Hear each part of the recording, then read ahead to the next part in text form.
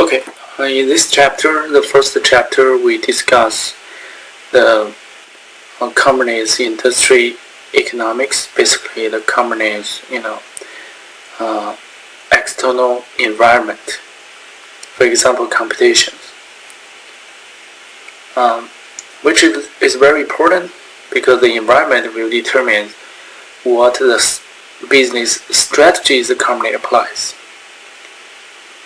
and also affect the company's performance.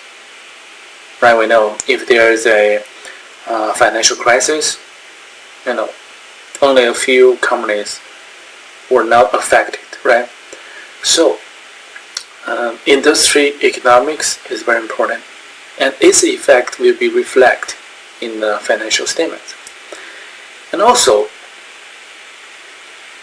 different industries have different patterns, and we will find, companies from the same industry actually share the same patterns, like all the banks, financial institutions.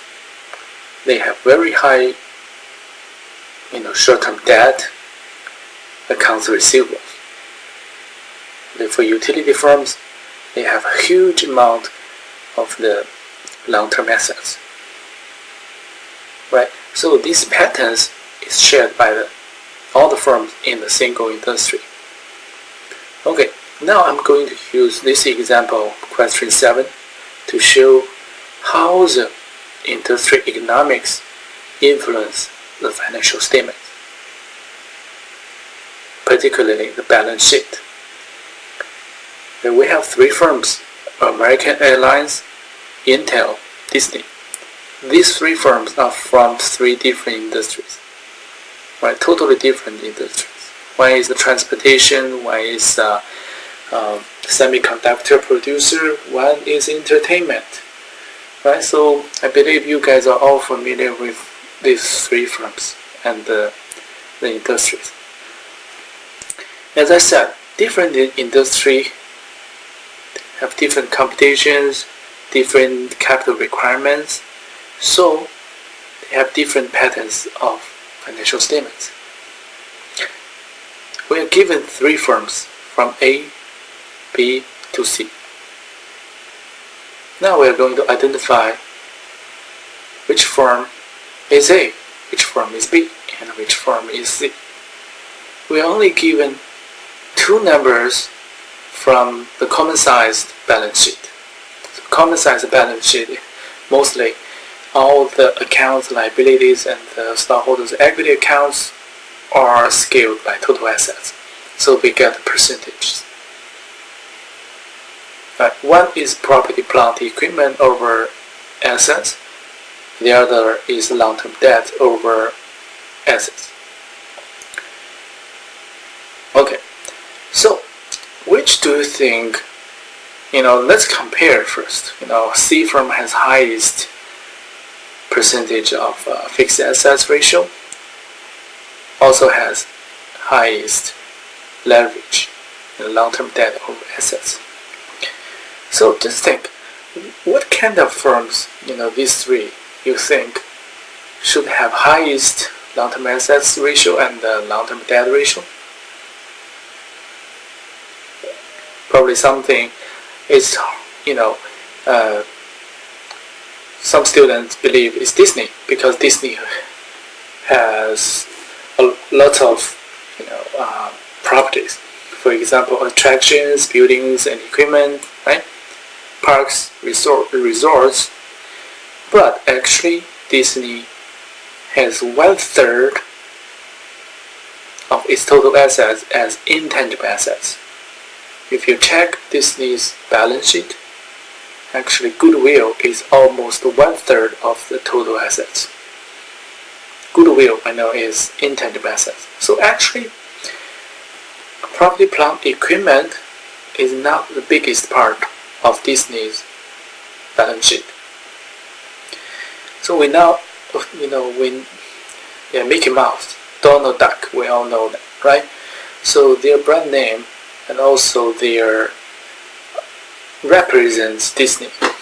So their intangible assets, everybody knows from 3 years old kids to old people, right? So actually C is not Disney. So American Airlines, yes. Why? Because American Airlines has large amount of assets as flights, right? Flight equipment, ground property and equipment. And also, we know American Airlines, its assets is not as specialized as Intel and Disney. Why? Because if we assume American Airlines filed bankruptcy, so it has to liquidate its assets. So, the creditor can easily sell the flights and other equipment to Delta, United Airlines, Frontier, right? So its risk is not, the assets, American Airlines assets are not as specialized as Disney and Intel. So American Airlines can easily get credit or loan from banks. So usually it also has very high leverage. Okay, so from C is American Airlines. Okay, next B and A. So we find the biggest difference between A and B is leverage, right? Long-term debt to asset. From B only 3.7. From A is 18.2. So which one should have least leverage? Actually, Intel. The reason is Intel bear greatest risk of technological change. This is industry very special. So for high-tech company, you usually get money from stock market. Okay, so not from bank. Bank just like to lend money to the industry which are mature, stable. They don't care whether this industry can make a lot of money. They just care whether the industry can retain the principal and interest, right? So banks do not want to take risk. So Intel should have lowest long-term debt. And also Intel is capital intensive, right? So 34.6% is quite reasonable. So from B is Intel. So the last one should be Disney.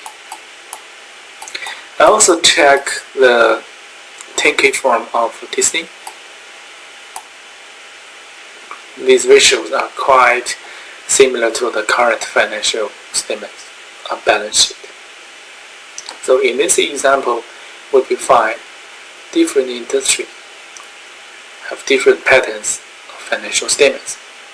So although we are only given two, right, but these two are very typical indicators to identify different industries and also different industry economics